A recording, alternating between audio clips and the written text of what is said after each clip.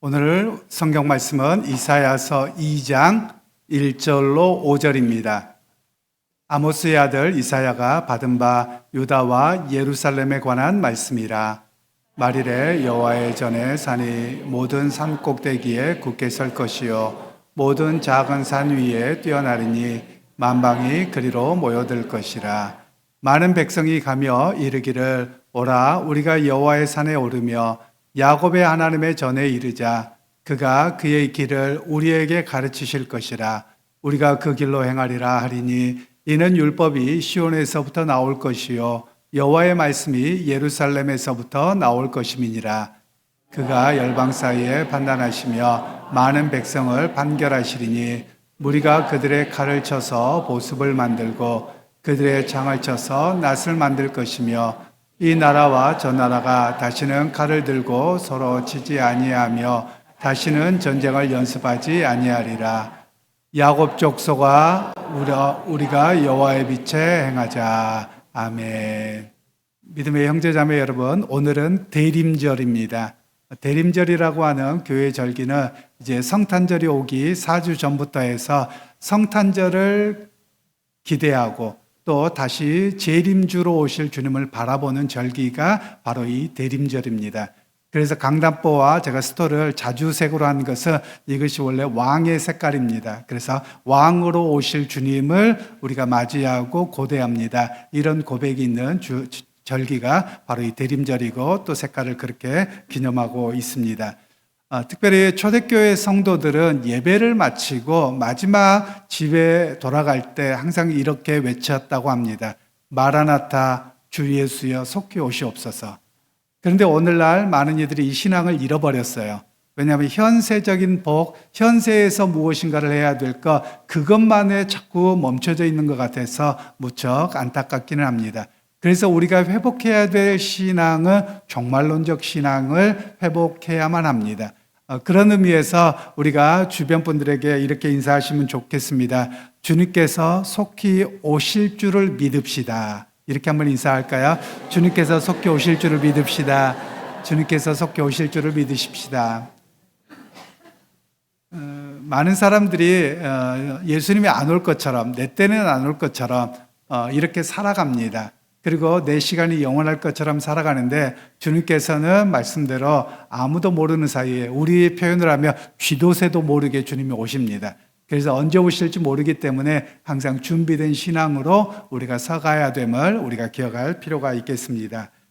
우리 주일학교 학생들에게 먼저 말씀을 전하겠는데요. 앞에 말씀드린 것처럼 대림절이라는 말은 성탄절을 기다림이라는 뜻을 갖고 있지요. 그래서 성탄절 오기 4주 전부터 대림절을 통해서 예수님이 우리에게 오셔서 구원자가 되시고 또 우리를 예수 그리스도 안에서 참 생명을 소유한 사람으로 부르셨어요 라는 고백을 하는 절기가 바로 이 대림절이라고 하는 절기이지요. 오늘 성경 이야기는 이 대림절에 들려지는 이야기인데요. 예수님이 오시기 약 750년 전에 주어진 말씀이에요. 그래서 이사야 선지자가 이 750년 전에 사역을 하면서 이제 예수님이 곧 오신다. 우리의 다윗의 뿌리로 오시는 그 메시아가 오실 것이다. 이 이야기를 애언을 했었어요. 그런데 우리는 한참 뒤에 살잖아요. 그러니까 이 이사야 선지자보다 약 2750년 뒤에 살아요. 그래서 우리가 볼 때는 750년 전에 2750년 전에 약속하시고 애언하셨던 내용을 따라서 예수님이 오셨고 우리가 그걸 보면서 예수님의 말씀이 또 하나님의 말씀이 그대로 이루어졌구나 이것을 우리가 확인하고 고백할 수 있는 내용이 바로 이 이야기지요. 그런데 오늘 이스라엘 백성들이 살아갈 때 무척 어려움을 겪었어요. 출애굽기의 말씀에서는 이제 이스라엘 백성들이 가나안 땅에 들어가는 이야기였다며 이사야 선지자는 가나안 땅에 오랫동안 살고 있는데 이 사람들이 하나님의 말씀을 자꾸 떠나는 거예요. 예배하는 것, 제사하는 것도 게을리하고요. 그때 하나님께서 너희가 이렇게 하면 하나님은 심판하신다 이런 이야기를 했었지요. 그래서 실제로 심판이 이루어지는데 그냥 하늘에서 우박이 떨어지고 땅이 갈라져서 들어가는 게 아니에요. 그때 당시에 그 세계의 역사를 통해서 하나님께서 그들을 심판하셨는데요. 그때 제국이 아시리아라고 하는 제국이에요. 이 아시리아라고 하는 제국에 의해서 이스라엘이 멸망하지요. 그런데 이스라엘의 두 개 나라로 쪼개져 있었어요. 마치 우리나라의 북한과 남한으로 이렇게 쪼개져 있는 것처럼 북이스라엘, 남유다 이렇게 쪼개져 있었죠. 그래서 북이스라엘은 결국 이 아시리아라고 하는 나라에 의해서 망하게 되고요. 그리고 조금 있다 이 아시리아 제국 뒤에 바벨론 제국이 나오지요. 그래서 이 바벨론 제국에 의해서 남유다가 또 멸망하지요. 바로 이런 역사를 통해서 하나님이 어떤 분이냐? 바로 심판하시는 분이시다라고 이야기하죠. 그리고 이 바벨론 제국 이후에 나오는 제국이 페르시아 제국이에요. 지금의 이란의 전신이죠. 그런데 이 페르시아 제국 때 하나님은 뭐라고 말씀하시냐면 너희가 70년 만에 돌아가리라 라고 해서 실제로 딱 70년이 되었을 때 이스라엘 백성들이 예루살렘으로 돌아가지요. 그래서 그 예루살렘에 돌아가서 제일 먼저 성전을 세우고 예배를 회복하는 그런 이야기가 역사 속에 나오는 이야기이죠. 바로 그런 속에서 하나님께서 무엇을 이야기하시느냐 하면 이사야 선지자를 통해서 너희 이렇게 가면 심판할 거야 이렇게 말씀하는데 수많은 사람들은 심판을 생각하지 않지요. 왜냐하면 오늘 안전하거든요. 오늘 먹고 사는 거 우리가 살아가는 거 아무 문제가 없어 보이거든요. 그때 하나님께서는 너희가 이렇게 가면 심판할 거야 라고 해서 실제로 역사 속에 심판을 하게 되셨고 오늘 우리에게는 그 말씀을 과거의 이야기니까 그걸 보면서 우리가 평안할 때 조심해야 되고 깨어 있어야 되고 말씀 따라서 바른 신앙으로 살아가야 됩니다 라는 이야기를 오늘 성경에서는 말씀하고 있지요. 우리가 성경에서 12지파 이야기를 해요. 우리가 지파라는 개념이 우리 친구들에게 익숙하지 않을 수 있는데요. 민족이라는 말로 이해를 해도 될 것 같아요. 그런데 이 야곱이라고 하는 사람의 12명의 아들이 있어서 이 아들들을 통해서 12지파가 이어졌는데요. 북이스라엘은 10개 지파, 남유다는 2개 지파 이렇게 나누어졌죠. 그러다가 이 10개의 지파는 역사 속에 사라져요. 지금 현재 이스라엘 사람들 그러면 이 남유다 사람들을 그냥 유다 지파 이렇게 이야기하고요. 지금 현재 이스라엘 사람들에게 너 무슨 지파야? 그러면 전혀 몰라요. 왜냐하면 옛날과 지금의 모습이 많이 달라졌기 때문에 그래요. 지금 현재 이스라엘에 사는 유대인들, 그러니까 민족적으로 자기들이 유대인이라고 여기는 사람들을 보면은요, 미국계 사람이 있고요, 또 러시아 계통 사람이 있고요, 독일 계통 사람이 있고, 또 이베리아 반도라고 하는 스페인이나 포르투갈 계통의 사람도 있고요, 또 에티오피아 사람들도 있어요. 흑인들이죠. 거기만 있는 게 아니에요. 중국계 유대인도 있어요. 카이펑 유대인이라고 해서 이 사람들 중에 일부가 중국까지 와서 중국 남자와 결혼해서 여자가 유대인이어야지 유대인이거든요. 그래서 중국의 옷을 입고 중국 사람으로 살아가되 하나님을 예배한다고 율법을 지키고 살아가는 그런 중국계 유대인들까지 있죠. 굉장히 폭이 넓어요. 그런데 오늘 성경에서 말씀하고 있는 것은 영적인 12지파의 회복을 이야기해요. 여기서 한 가지만 우리 친구들이 꼭 잊지 않았으면 좋겠는데요. 신천지라고 하는 이단들이 우리에게 와요. 영적인 회복이 12지파가 회복돼야 된다 이렇게 이야기하면서 이 대전은 마띠아 지파다. 그러니까 이 지파 안에 들어와야지 회복된다. 이러면 이단이에요. 그러니까 여러분 이런 이야기에 속으면 안 되는 거고요. 성경에서 말씀하고 있는 12지파의 회복은 우리가 어떤 지파를 따라서 회복되는 것이 아니라 하나님의 거룩한 백성으로 하나님 앞에 구원받은 백성으로 회복되는 이야기를 영적인 회복이라고 이야기를 하고 있지요. 그러면서 오늘 성경을 통해서 우리에게 말씀하고 있는 것은 이사야 선지자를 통해서 끊임없이 하나님께로 돌아와라, 말씀으로 돌아와라, 거기에서 너희가 은혜를 입을 것이다 라는 이야기를 하고 있죠. 그래서 우리 친구들에게도 항상 내가 평안하고 잘 살 때, 그리고 내게 걱정이 없을 때 믿음 생활을 게을리하지 않고 하나님의 말씀 위에 굳건히 서게 되는 우리 친구들이 다 되기를 주님의 이름으로 축복합니다. 이제 어른들에게 말씀을 전하겠는데요. 우리는 혼란의 시기 속에서 살아가고 있습니다. 그런데 이 혼란의 시기에서 흔들리지 않는 분은 하나님이시고 흔들리지 않는 것은 오직 말씀이라는 것을 우리가 잊지 않아야만 하겠습니다. 1절 말씀을 다시 한번 합독하겠습니다. 아모스의 아들 이사야가 받은 바 유다와 예루살렘에 관한 말씀이라. 이사야가 사역하던 시기가 약 50년입니다. 그가 사역하던 시기는 아모스라고 하는 그 히스기야라고 하는 왕이었는데요. 히스기야라고 하는 왕은 어떤 사람이었냐면 북이스라엘을 멸망시킬 어간에 이제 남유다까지 이 아수르라고 하는 사네립 왕이 쳐들어옵니다. 그래서 예루살렘을 포위합니다. 바로 그때서부터 사역을 시작해서 약 50년간 사역을 했던 사람이 바로 이 이사야로 알려지고 있습니다. 그런데 우리가 히스기야 그러면 여러분 뭘 하시냐면 히스기야가 죽을 때가 되었는데 그가 벽을 보면서 하나님 앞에 간절히 기도했더니 하나님께서 그에게 15년이라고 하는 생명을 연장시켜 주셨죠.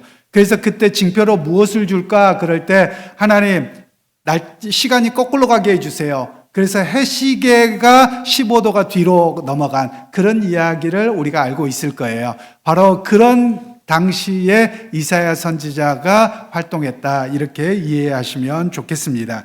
그런데 이사야 선지자가 활동하던 시기에 유다 백성들이 한 가지 교만으로 빠집니다. 그게 뭐냐면 히스기야가 왕이었을 때 아수르의 왕이 쳐들어왔습니다. 그리고 예루살렘만 놓아두고 다 정복해버리고 예루살렘은 난공불락의 요새였거든요. 해발 800m 있습니다. 그러면 여기에 전쟁에서 승리하기가 무척 어려웠던 거예요.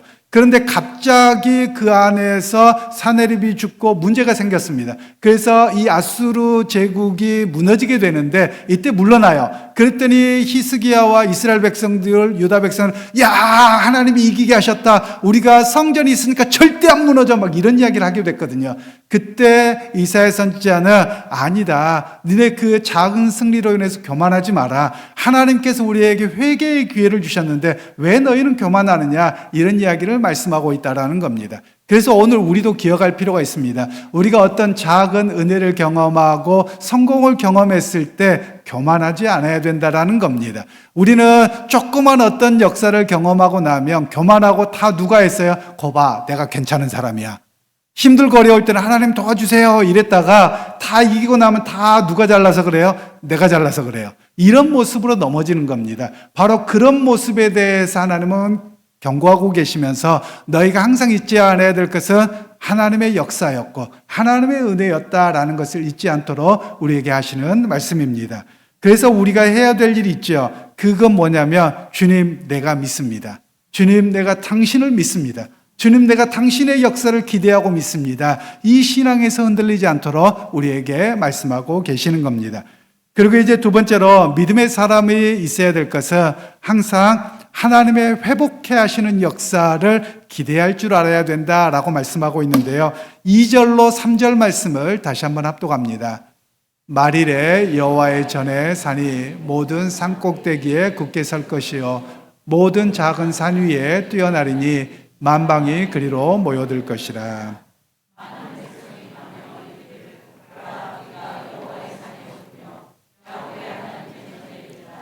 그가 그의 길을 우리에게 가르치실 것이라. 우리가 그 길로 행하리라 하리니 이는 율법이 시온에서부터 나올 것이요 여호와의 말씀이 예루살렘에서부터 나올 것임이니라. 아멘. 이 본문의 해석을 여러분 잘 들으셔야 됩니다. 왜냐하면 이 본문을 한국 교회가 잘못 해석해서 백투더 제루살렘, 예루살렘의 성전을 회복하자 이렇게 가버렸거든요. 지금도 유대인들은 여전히 이 생각 속에 있습니다. 조금 있으면 아마 유대인들이 그 모스크가 있는 그 황금 돔 사원을 무너뜨리고 그 자리에 성전을 세울지도 모릅니다. 왜냐하면 유대인들이 그걸 하려고 무척 노력하고 있고요. 그리고 염색제 검사를 다 해서 제사장을 찾아냈습니다. 제사장 가문을. 그래서 이 제사장 가문들을 어떻게 훈련하냐면 광야에 데리고 가서 제사법을 가르쳐요. 어떻게 가르치느냐? 어떻게 하면 비둘기가 고통 없이 한 번에 죽을 것이냐? 이런 걸 가르치고 있어요. 실제로 그렇게 해서 이 제사를 회복하려고 합니다. 그러면서 이들의 해석이 뭐냐면 오늘 본문의 말씀처럼 여호와의 전이 하나님의 산에 있고 거기 성전으로부터 말씀의 회복의 역사가 있을 것이다. 이렇게 해서 기대하고 있거든요. 지금 미국의 일부 그리고 한국교회 교인들 그리고 이 유대인들 이렇게 해서 잘못된 해석을 하고 있고 이 방향으로 가고 있어요. 그런데 여러분 역사를 통해서 보면 예루살렘에 이런 적이 있었어요. 크게 두 번 있었어요. 한 번은 이스라엘 백성들이 포로 끌려갔을 때 돌아오게 되죠. 그때 이 예루살렘에 성전이 세워집니다. 그때 성전을 수룹바벨 성전이라고 이야기합니다. 그러면 이전에 있었던 성전은 솔로몬 성전이라고 하고요. 이때를 수룹바벨 성전이라고 하고 나중에 예수님 시대는 헤롯 대성전이라고 합니다. 이렇게 성전이 있었거든요. 두 번째 수룹바벨 성전이 세워졌을 때 야, 이사야의 말씀이 드디어 이루어지는구나. 근데 안 이루어졌어요. 그리고 나서 조금 더 시간이 지난 뒤에 예수님이 오셨는데 예수님이 오신 뒤에 약 AD 70년과 136년에 예수님 오시기 전 이야기를 잠깐 먼저 해야 되겠군요. 예수님 오시기 전, 그러니까 BC 한 100년 전에 어떤 일이 있었냐면 마카비라고 하는 사람에 의해서 성전을 청결하는 사건이 일어납니다. 왜냐하면 이때 그 이스라엘 위에 있는 지금의 레바논 지역일 겁니다. 이 지역에 있는 제국이 와서 이 성전을 더럽힙니다. 그리고 거기다 제우스 상을 세우고 돼지피를 뿌리고 이런 일들이 있었거든요. 그리고 나서 유대인들이 여기에 제사드리거나 예배드리지 못하도록 했던 그런 역사가 있습니다. 그런데 이 마카비라고 하는 사람이 전쟁을 일으켜서 거룩한 성전을 일으킵니다. 그래서 이 셀류쿠스 왕조를 쫓아내고 거기에 성전을 회복합니다. 그 이야기가 잠깐 성경에는 한마디로만 나옵니다. 예수님이 수전절에 예루살렘에 올라가셨더라. 수전절이란 말은 성전을 회복하게 하시는 하누카 축제라고 합니다. 바로 이때를 기해서 여기에 왕조가 세워집니다. 하스모니아 왕가라고 해서 이 왕가가 세워졌거든요. 근데 이 하스모니아 왕가는 제사장 가문입니다. 그러니까 이들이 야, 제사장이면서 왕이야. 그럼 하나님의 역사가 이루어졌고 성전 회복이 이루어졌어. 그럼 여기에 놀라운 역사가 일어날 거야. 그런데 망했거든요. 망했어요. 그런데도 여전히 유대인들은 이 꿈을 꾸고 있는 거예요. 그러니까 오늘 성경에서 우리에게 말씀하고 있는 것은 눈에 보이는 정치적인 성전이 세워지고 정치적인 나라가 세워지는 것을 말씀하지 않는다라는 겁니다. 그러면 예루살렘으로부터 여호와의 전이 세워지고 이 여호와의 전으로부터 말씀이 흘러나온다는 말은 예수 그리스도에게 완성되었다라는 것을 말씀합니다. 제가 앞에도 말씀드렸습니다만 기도하고 회개 기도 때 말씀을 드렸는데 요한복음 3장에 보면 많은 사람들이 헤롯 대성전을 지어놓고 주님이 얼마나 거룩합니까? 라고 할 때 이 성전을 헐라 내가 사흘 만에 세우리라 이렇게 말씀하셨거든요.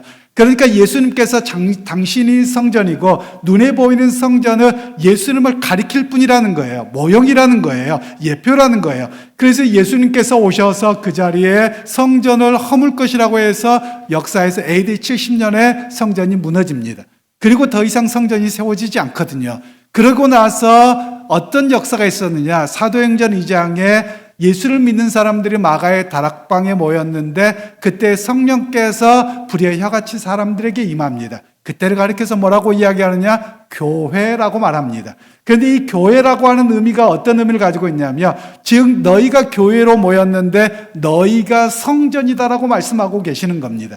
그래서 예루살렘으로부터 예수 그리스도가 오셨고 그리고 예루살렘에 오신 그 복음의 말씀을 통해서 참 성전이 예수 그리스도와 참 교회가 세워져가는 이야기를 본문에서는 말씀하고 있다는 겁니다. 여러분 이 해석을 여러분 잘 기억하셔야 됩니다. 왜냐하면 한국교회 이단이 아니더라도 너무나도 많은 사람들이 유대적으로 해석을 하고 잘못된 해석을 하고 그렇게 끌어가고 있거든요. 그래서 여러분 여기 본문의 말씀은 여호와의 전이 무엇이냐? 새로운 성전 안 세워질 겁니다. 세워져도 눈에 보이는 그냥 물건일 뿐이고요. 그것이 회복의 역사는 아니라는 말씀이에요.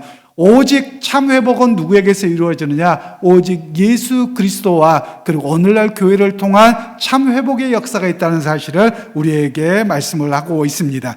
그러면서 오늘 우리가 한 가지 이해할 필요가 있습니다.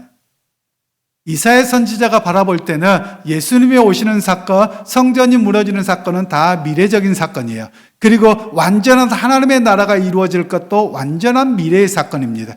그런데 우리가 있는 역사의 시점에서는 예수님이 오신 사건, 성전이 무너진 사건, 교회가 세워진 사건은 과거의 사건이에요. 그래서 이미 하나님의 역사는 시작되었는데 아직 우리는 과정 중이에요. 아직 완성되지 않았어요. 예수님이 재림하실 때 이 나라가 완성될 것이라는 겁니다. 그래서 우리의 신앙은 어떤 신앙이냐? 만일을 기대하는 신앙을 가지고 있는 거예요. 만일에 약속된 하나님의 나라가 완성될 그 약속을 바라보면서 살아가는 사람이 오늘 그리스도인이다라고 말씀하고 계시는 겁니다. 여러분, 우리가 기억하십시다. 현세의 만족, 현세의 평안함에 멈춰서는 안 됩니다. 하나님의 약속은 마지막 날 이루어질 것입니다. 그래서 그것을 바라보면서 현실에서 최선을 다하고 살아가는 모습이 우리의 신앙이어야 함을 말씀하고 있는 것입니다. 그리고 세 번째로 이 종말론적 신앙을 가진 사람들은 자기 정체성을 분명하게 가져야 되는데요. 4절과 5절을 압독하겠습니다. 그가 열방 사이에 판단하시며 많은 백성을 판결하시리니 무리가 그들의 칼을 쳐서 보습을 만들고